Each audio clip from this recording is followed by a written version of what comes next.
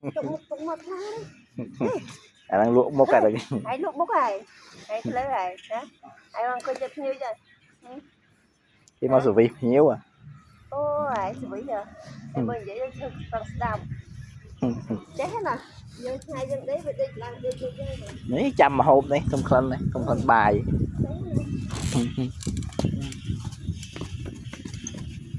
rồi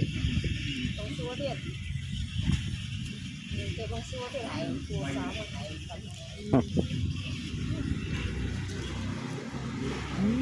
thật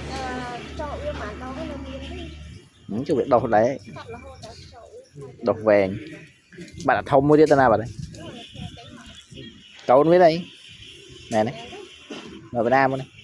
xây nó xây nó là nó xây nhưng mà Việt Nam thì mới và mua trên sờ bay lò còn mau